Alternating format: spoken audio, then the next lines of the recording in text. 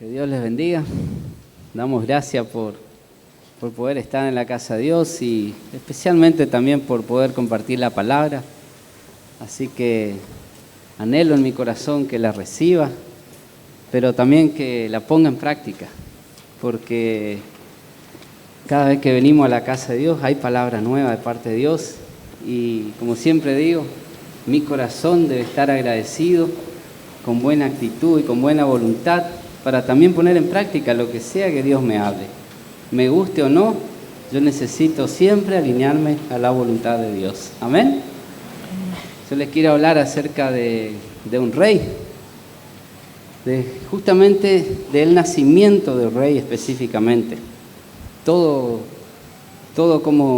el proceso, cómo se fue armando, formando para la llegada de nuestro único y suficiente Salvador y el rey más grande que ha pisado este planeta, que ha pisado la tierra. De ese rey le queremos hablar esta noche. Y Caro le va a contar una historia similar a lo que sucedió, pero también digna de elogiar. ¿Cuántos participaron alguna vez en una obra de teatro del nacimiento de Jesús? La mayoría en la escuela o en la iglesia, ¿no? Hacen siempre la obra de teatro del nacimiento de nuestro Señor Jesucristo. Y aconteció en algún lugar, en algún momento, que un director planificó una obra de teatro y comenzó en ese lugar a designar los papeles que le tocaría a cada alumno de la escuela para la obra de teatro de fin de año del nacimiento de Jesús. Tenía que elegir los personajes más importantes de la historia, que iba a aparecer María, la chica más estudiosa, más inteligente. Llevó ese papel, la aplicada en las tareas, la que llegaba siempre horario a la escuela. Entonces María era una de las nenas que merecía, podemos decir, el papel para representar a la madre de Jesucristo. Después teníamos a José. José también era un chico aplicado, que era buen compañero, el que contestaba las preguntas, el que iba y así levantaba la bandera. Cuando la maestra preguntaba algo, este niño siempre levantaba la mano porque lo sabía. A ese niño le designaron el papel de José. Después así sucesivamente fueron los Reyes Magos, los pastores, y cada niño estaba contento con el papel que el director le había designado. Pero había en esa obra también el papel del mesonero, que era la persona que tenía que decirle a José y a María esa noche que no había lugar en el mesón para ellos. Y ese papel se le dieron al chico que era un poquito cabezudo, podemos decir, ¿no? Que saltaba a la mesa, llegaba tarde, se dormía, a veces copiaba a sus compañeros. A ese le designaron el papel del mesonero. Pero este chico lo que tenía era un gran corazón. Y cuando le designaron de mesonero se fue a la casa un poco triste. Los padres le preguntaron qué papel le tocó y él le dijo de mesonero. Llegó el día de la obra de teatro en la escuela, el telón se abre y comienza a rodar las escenas. Pasa María con José. María recibe la promesa, José acepta a María como esposa y los nervios del mesonero empezaron a subir y a transpirarle las manos, como me pasa a mí cuando me pongo nerviosa. Entonces se acerca María y José al lugar del hospedaje y el chico golpea la puerta, el chico le abre la puerta, José le dice: necesito un lugar para que mi esposa dé a luz. Y el mesonero le contesta: pase, lo estaba esperando. Los que estaban en el auditorio se pusieron de pie y la aplaudieron. ¿Por qué? Porque él cambió la historia. ¿Sí? Y esa historia Jesús quiere hacerla hoy en nuestras vidas. Que nosotros seamos capaces de revertir la historia y aceptemos todo en nuestro corazón a Jesús. Amén. Amén, amén. Amén. Si bien sabemos que no fue lo que pasó, ¿no es cierto? Pero vamos a leer un poquito, a ver, el pasaje de Mateo capítulo 1, que es donde cuenta la verdadera historia. Pero todo comenzó de esta manera. El nacimiento de Jesucristo fue así. Estando desposada María, su madre, con José, antes que se juntasen, se halló que había concebido del Espíritu Santo. José, su marido, como era justo y no quería infamarla, quiso dejarla secretamente. Y pensándole en esto, he aquí un ángel del Señor le apareció en sueño y le dijo: José, hijo de David, no temas recibir a María tu mujer, porque lo que en ella es engendrado del Espíritu Santo es. Y dará a luz un hijo y llamará su nombre Jesús, porque él salvará a su pueblo de sus pecados. Todo esto aconteció para que se cumpliese lo dicho por el Señor por medio del profeta, cuando dijo: he aquí una virgen concebirá y dará a luz un hijo y llamará su nombre Emmanuel, que traducido es Dios con nosotros. Y despertando José del sueño, hizo como el ángel del Señor le había mandado, y recibió a su mujer, pero no la conoció hasta que dio a luz a su hijo primogénito, y le puso por nombre Jesús. Acá vemos cómo comenzó esta historia, ¿no es cierto? Muchas veces Dios usa a personas como usted y como yo a realizar tareas mucho más grandes de lo que uno alguna vez pensó, se imaginó. Y en esta ocasión vemos cómo fue que sucedió, ¿no es cierto? Esto, que José en una ocasión fue a visitar a su prometida, y cuando llega se ve que había algo raro. Estaba embarazada. Si bien todos sabemos que en esa época no era muy bien visto a una novia que quede embarazada antes del tiempo, antes de casarse. Y en el caso de él, peor aún, porque ni siquiera era de él. La verdad que el plan de Dios, cómo empezó a funcionar en ese preciso momento, fue cuando la Biblia nos trae una revelación importante para conocer un poquito acerca de José, que dice que José era justo. Y la verdad que trato siempre cuando vamos a preparar un mensaje de ponerme más o menos en el papel, en el lugar del protagonista, y ver un poquito, a ver cómo reaccionaría yo en ese momento. Y me llevó a pensar mucho en la palabra justo, eso, que es algo que noto que carece mucho este tiempo de personas que lleven una vida justa, que vivan una vida en honestidad, en transparencia.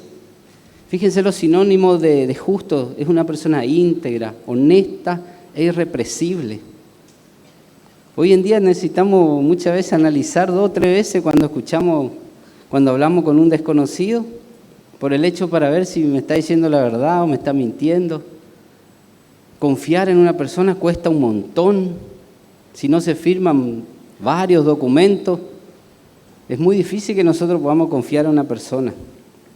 Incluso hasta para algo simple como sería el hecho de alquilar una casa, todo el trámite que hay que hacer hoy día por este hecho, porque no hay personas justas.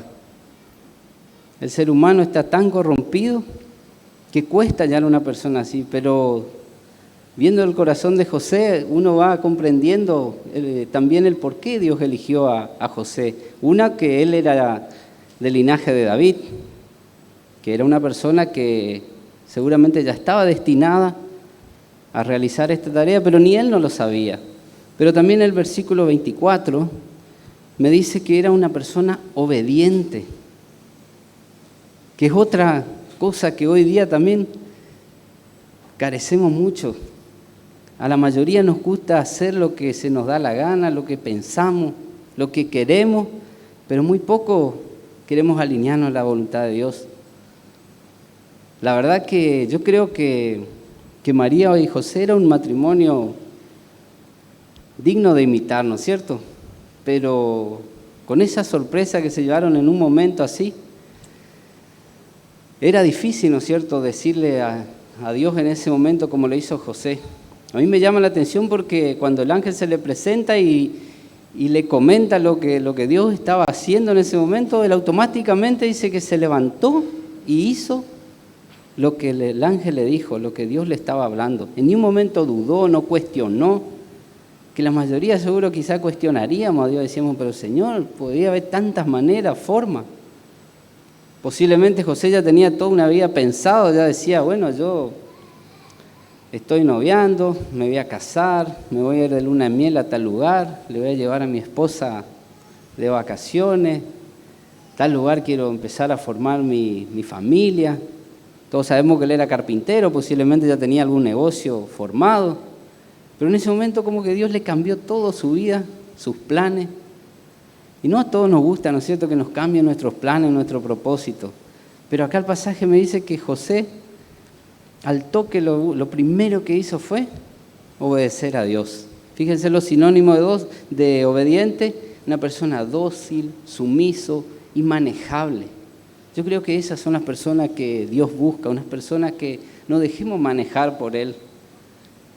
Que no siempre nos creamos los mejores y que sabemos más que todo e incluso a veces más que Dios.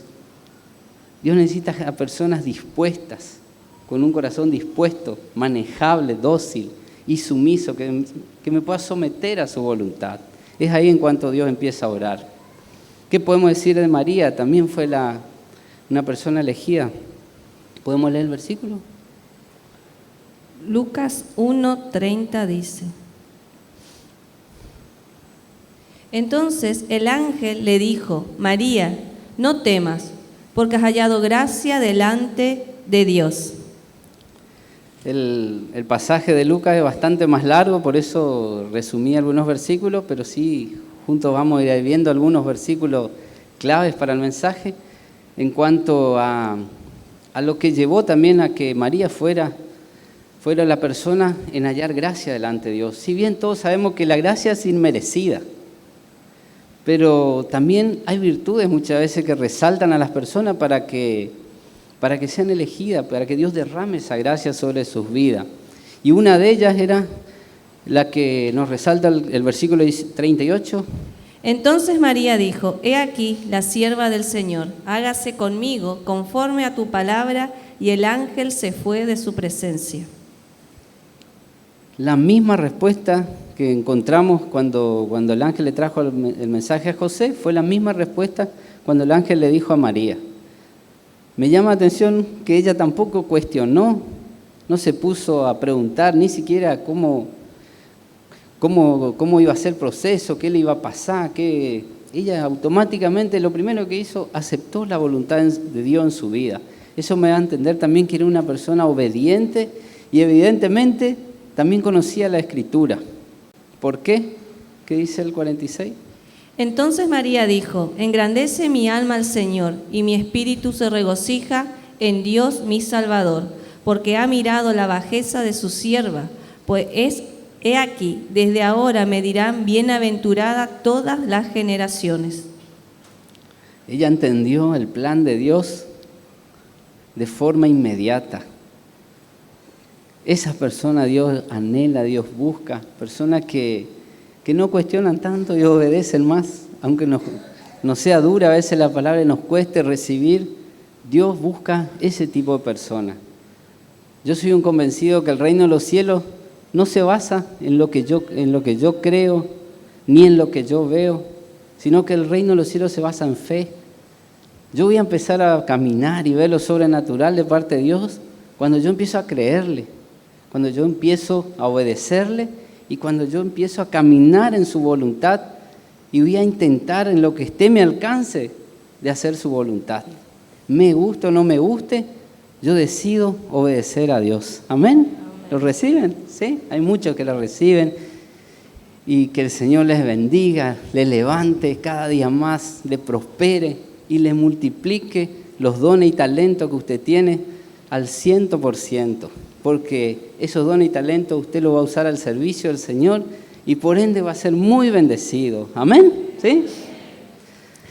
Podemos decir también de que María y José nunca negociaron con Dios. ¿Cuántos a veces queremos negociar con Dios, no? ¿No le pasó alguna vez que queremos decir: Señor, yo quiero que vos haga esto, pero yo te pido esto a cambio, ¿no es cierto? Y María y José no hicieron eso. María y José lo que hicieron fue decir: sí, Señor, que se haga tu voluntad. Y después ellos sabían de que el propósito de Dios se iba a cumplir y que ellos eran instrumentos tan solo en la mano de Cristo para que su hijo naciera. Imagínense el privilegio que tuvo María y José a ser padrastro del Hijo de Dios. Y en todo momento dice de que María era humilde, era una persona que se sujetaba a la voluntad de Cristo, a la voluntad de Dios, para que el plan de Dios se cumpla. Amén.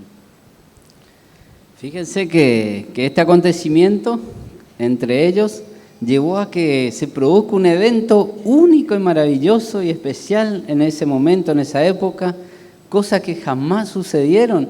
Ese día sucedió sobre la faz de la tierra cuando nació nuestro Señor Jesús. Si bien nosotros por ahí, otra vez vuelvo a ponerme en el lugar de José y María, surgió que hubo un censo decretado por Augusto César, el emperador de ese momento, y como ellos eran del linaje de David, como ya le había dicho, ellos tuvieron que hacer un viajecito. María estaba prácticamente a punto de dar a luz y tuvieron que viajar a Belén, que es ahí donde estaba también la promesa de parte de Dios. Hacía ya más de 700 años que se había escrito eso, que el rey nacería en Belén.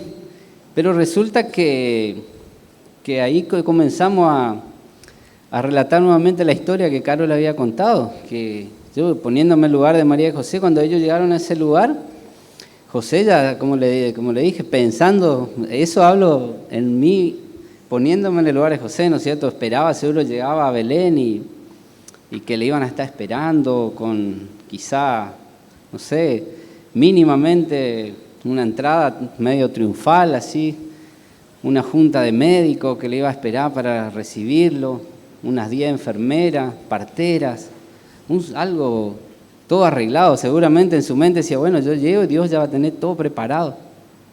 Pero bien sabemos que no fue así, ¿no es cierto? Digo, qué frustración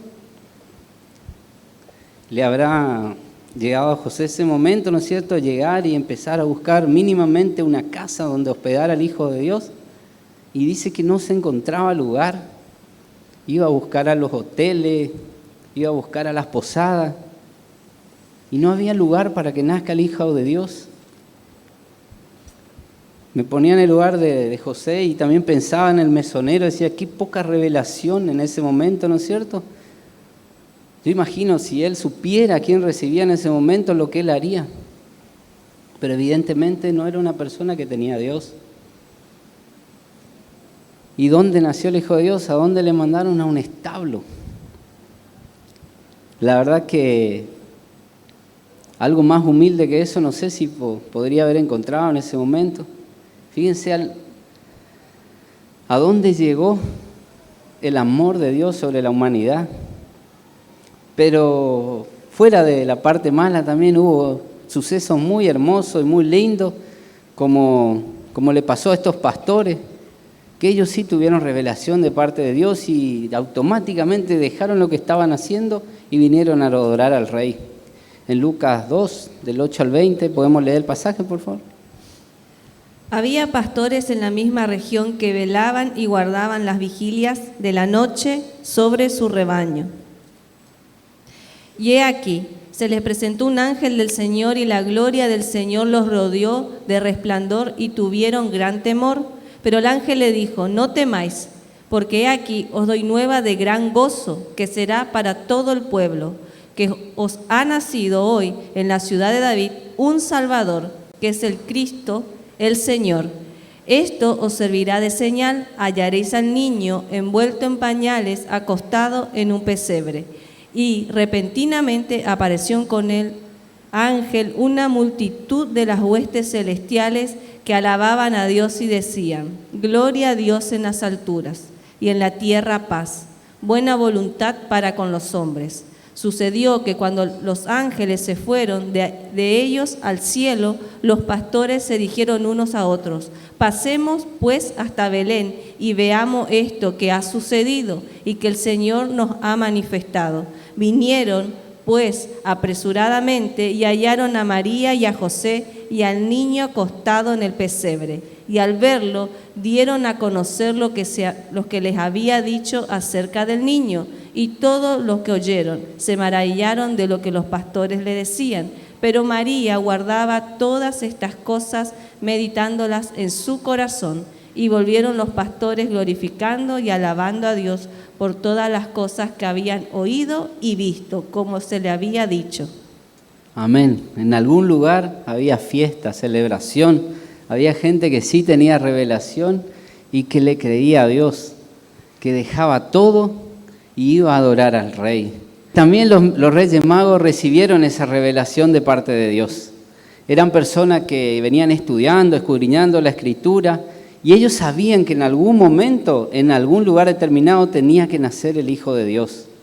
Y fueron también avisados por una estrella. Entonces ellos también vinieron, primeramente se presentaron delante del rey, pero la verdad que el rey no tenía ni idea. Empezaron a investigar y también, ¿qué me da a entender eso? Que también había mucha gente que quedaba afuera, que no tenía revelación de parte de Dios, que no escudriñaba la Escritura, pero sí habían personas que lo hacían.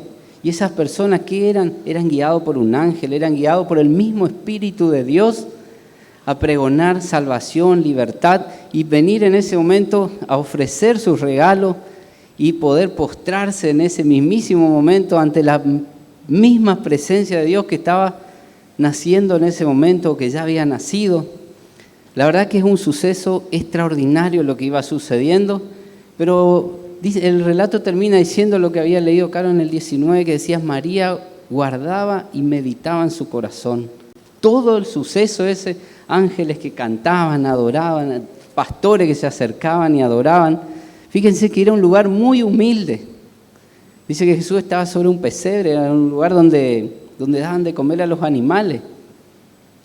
Pero toda la gloria del Señor, yo creo que nunca opacó el gozo, la alegría que habrán tenido José y María en ese momento de ser privilegiados y escogidos por Dios para que un Salvador venga a la tierra a morir por usted y por mí, e incluso por ellos mismos. Tan grande fue ese suceso que nosotros lo hablamos en cada reunión de este nuestro único y suficiente Salvador. Si bien sabemos que eran personas comunes y corrientes, María y José, como usted y como yo, pero sí fueron privilegiadas por haberle creído y por haber seguido la voluntad de Dios. Podemos decir hasta acá que el César piensa que es él el que está a cargo, que todo lo que pasó hasta ahora es por el censo que él había dicho. Podemos pensar también que María y José piensan eso, a lo mejor, pero Dios era el que tenía el plan, el propósito. Todos los actores hasta ahora de la historia estaban dirigidos por Dios. Era Él el que estaba acomodando todo en su lugar. Dios sabía lo que estaba haciendo, al usar incluso algo tan sencillo como un censo, a fin de lograr que el plan de su Hijo se lleve a cabo. Para los hijos de Israel, para nosotros, hoy en día, Jesús nace en un establo rodeado de animales de granja. Los cielos se regocijan y los ángeles anuncian su nacimiento, exactamente como estaba planeado por Dios. No para salvar la reputación de María y José, no para salvar tu reputación ni mi reputación, sino para salvar a una nación, para salvar al mundo entero. Eso es lo que Dios había planeado hasta ahí y se cumplió al pie de la letra como Él lo quiso hacer. Amén. Amén, amén. Le voy a invitar a los chicos de multimedia que nos pasen un video que relata lo que vinimos contando hasta ahora. Así repasamos un poquito la historia.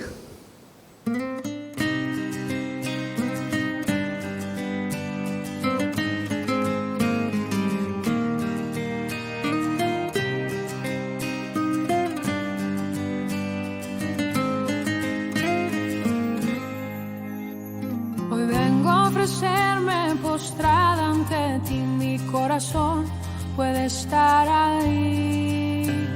El cielo se viste de gala, jamás se ha visto así. Hoy vengo a ofrecerme postrada ante ti, mi corazón puede estar ahí. El cielo se viste de gala,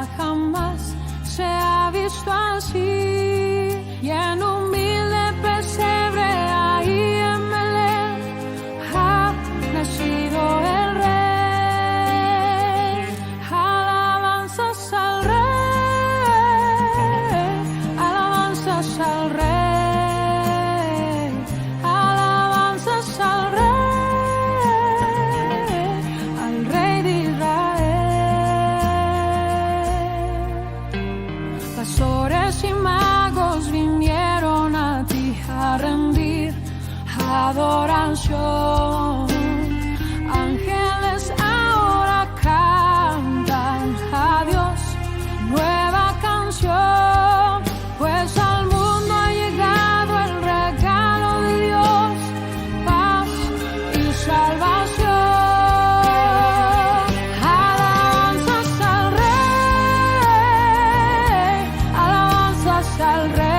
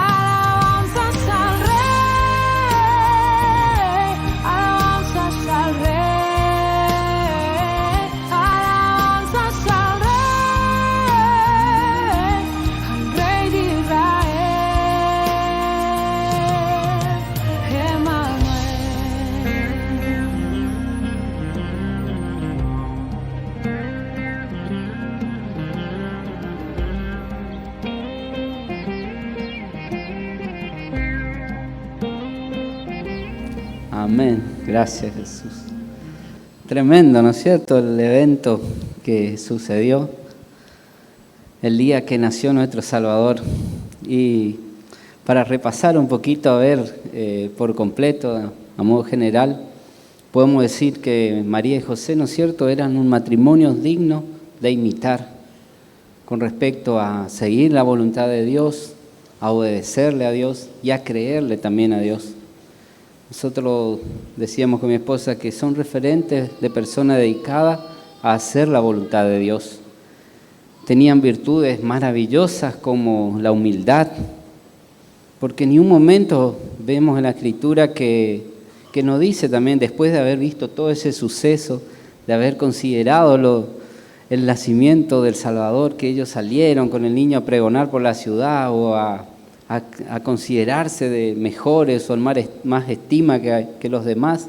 Para nada, ellos mantuvieron la cordura, la humildad, fueron obedientes, eran llenos de fe y tenían un propósito en común los dos, que era ser parte de la crianza del mismísimo Hijo de Dios que se dignó a hacerse hombre con un propósito aún mucho mayor de lo que ellos pensaban o imaginaban. Era la salvación de la humanidad y también eran fieles a Dios en todo. No encontramos, al menos en la Escritura, algo para recriminarles, sino que solamente virtudes y hechos maravillosos, dignos de imitar. Y ellos ni un momento tampoco creyeron que ellos eran los protagonistas de la historia, como muchas veces también nos pasa a nosotros, que creemos que se trata de nosotros, de lo que yo creo, lo que yo pienso, lo que yo necesito. Ellos entendieron el propósito, que se trataba del Hijo de Dios. Él era el protagonista principal en ese momento y también lo sigue siendo hoy día. En Isaías 9:6, una profecía que fue escrita más aproximadamente 740 años antes, que ya hablaba de este nacimiento, y evidentemente María y José conocían la palabra y sabían que esto iba a acontecer en un momento, pero por lo que veo, ellos tampoco sabían que eran ellos, como que le tomó de sorpresa y así mismo ellos se sometieron a obedecer a Dios. Isaías 9:6 dice, porque un niño nos es nacido, hijo nos es dado, y el principado sobre sus hombros, y se llamará su nombre, admirable, consejero, Dios fuerte, Padre eterno, príncipe de paz. Amén. Era único, ¿no es cierto? Era una persona llena de virtudes la que había nacido en ese momento. Y fíjense lo que nos dice San Juan 3:16. De tal manera amó Dios al mundo, porque de tal manera amó Dios al mundo que ha dado a su Hijo unigénito, para que todo aquel que en Él cree no se pierda, mas tenga vida eterna. Porque no envió Dios a su Hijo al mundo para condenar al mundo, sino para que el mundo sea salvo por Él. Todo tenía un propósito, ¿no es cierto? Hacía 740 años fue profetizado, pero el propósito general era que usted y yo seamos salvos. La verdad que tenemos dos alternativas, ¿no es cierto?, de cómo decidir en nuestra vida. Dos maneras de ver las cosas, dos maneras de actuar ante diferentes situaciones. Yo principalmente me porté como el mesonero, por eso me siento tan mal identificado las veces que tuve la oportunidad de abrirle la puerta, de recibirle a Jesús en mi vida. Le decía que no. Hoy que percibo y veo el amor y la gracia de Dios sobre mi vida todos los días, me doy cuenta de lo mal que estuve en ese momento de haber rechazado al mismísimo Hijo de Dios, y en reiteradas ocasiones tenía oportunidad de abrirle mi corazón, de aceptarle, decirle: Señor, acá estoy, te estaba esperando. Y Dios quiere que seamos como un niño, dice la palabra, ¿no es cierto? Como nos contaba el relato Caro, este niño que él tenía que haber actuado conforme a la Escritura, él tenía que haberle mandado al establo, pero cuando le tocó ese papel, lo que hizo, ¿qué hizo? Acá está, pásenlo, estaba esperando. Yo te invito en esta tarde a que consideremos, ¿no es cierto? Y yo creo que hay mucho que deberíamos pedirle perdón a Dios por haberle rechazado tantas veces, a pesar de que Él quería derramar esa gracia, Él quería amarme, quería bendecirme, quería llevarme a niveles donde yo ni siquiera imaginaba. Para muchas personas es imposible comunicarse con Dios. Nosotros tenemos esa arma poderosa que es la oración, y día a día nos comunicamos con Él. Él trae revelación, trae gozo, trae paz a nuestra vida. Y déjame decirte una cosa: si vos querés vivir bajo tu voluntad, jamás vas a poder disfrutar de una plenitud de vida. La única manera en la cual yo empiezo a vivir mi vida es cuando yo acepto la voluntad de Dios, cuando yo decido primeramente vivir para Él y luego para mí. Dios te quiere cambiar, Dios te quiere transformar, pero también necesita que reconozcamos que no siempre queremos hacer su voluntad, que muchas veces mi voluntad es más importante que la voluntad de Dios. Y Dios te va a permitir vivir en tu voluntad cuando vos primero vivas bajo su voluntad. ¿Lo crees? Yo quiero orar por usted, y yo sé que hay algunos que ya aceptaron a Jesús, algunos quizás no, algunos que lo rechazaron, pero todo aquel que quiere orar conmigo, yo le voy a pedir que incline su cabeza, si quiere cerrar los ojos, y yo le quiero guiar en una oración para que usted aproveche también esta oportunidad que Dios le está dando, porque estas son palabras de Dios. Dios te ama, Dios te quiere cambiar, te quiere transformar, pero necesita también que rindas tu voluntad a la voluntad de Él. Decí conmigo: Señor Jesús. Levantá la mano y decí conmigo: Señor Jesús, yo esta tarde me rindo ante ti. Perdóname, Señor, porque te rechacé tantas veces cuando me hablaste, cuando me llamaste y hablaste a mi corazón. Perdóname, Señor, perdóname mis pecados y perdóname por haber vivido a mi manera. Yo en esta tarde decido aceptar tu voluntad en mi vida y yo decido cambiar. Yo decido, Señor Jesús, que tú obres en mi vida. Yo abro mi corazón para que tú me bendigas y me transformes de adentro hacia afuera. Yo quiero caminar a tu lado. Yo quiero que me tomes la mano y no me quiero soltar de ti jamás. Yo te acepto en mi corazón como mi único y suficiente Salvador y te doy gracias por haber venido a la tierra por amor a mí. Yo te agradezco y me pongo en tus manos. En el nombre de Jesús, amén. Amén. Que Dios te bendiga. Yo también te quiero pedir un pasito más de fe. Yo sé que muchos levantaron la mano y oraron conmigo. Que el que le aceptó a Jesús, que pase acá adelante, nosotros vamos a orar nuevamente. Yo sé que Dios tiene un plan y un propósito para cada vida. Y que Él quiere cambiar tu vida, Él te quiere transformar, Él quiere que vos te rindas tu voluntad a su voluntad. Y no hay nada que yo haga para alcanzar esa gracia, excepto rindiéndome delante de Él y creyéndole de corazón. Yo le invito a que se pongan de pie, por favor, y todo aquel que quiere pasar, por favor, que pase. Esta es la oportunidad de no rechazar al Hijo de Dios. Dios golpea tu corazón y te dice, déjame entrar. Está en mí la opción de aceptar, abrirle la puerta a Jesús, y está la opción también de rechazar. Yo te aseguro que Dios te va a dar una vida en victoria, en bendición, si vos le crees y le aceptás de corazón. Lo hizo conmigo y lo hizo con muchos de los que estamos hoy acá. Dios es bueno, Dios es fiel. Y yo sé que la palabra de Dios, cuando llega a tu corazón, arde en tu corazón, porque así pasó conmigo. Y no podemos resistirnos ante la voluntad de Dios. Bienvenidos, que Dios les bendiga. Bienvenidos a casa. Papá los estaba esperando con los brazos abiertos. Él desea impartir ese amor sobre tu vida. Y no importa lo que hayas hecho, de acá en adelante Él te va a hacer una persona nueva. Si vos le crees realmente, Él te va a transformar, Él te va a cambiar y va a empezar a caminar al lado tuyo.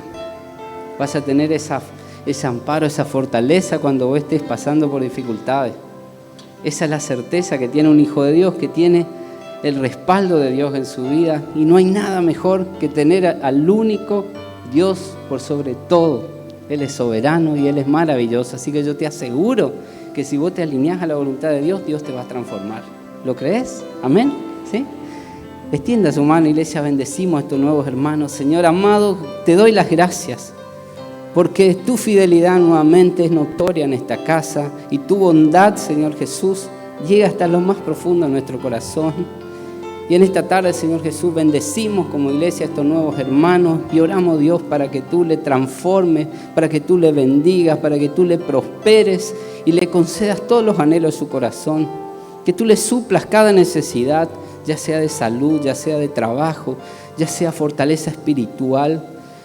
Todo lo que ellos necesitan, Señor amado, yo te ruego en esta hora para que tú le des, para que le demuestres tu poder, Señor, la manera en que tú transformas y obras en la vida de las personas que realmente te creen.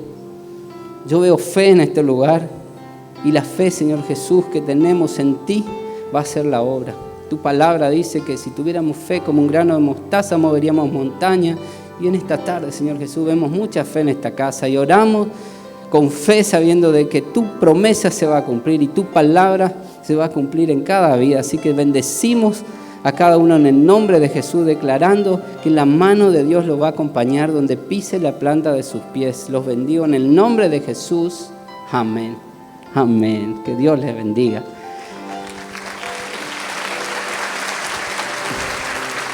Gracias, Jesús.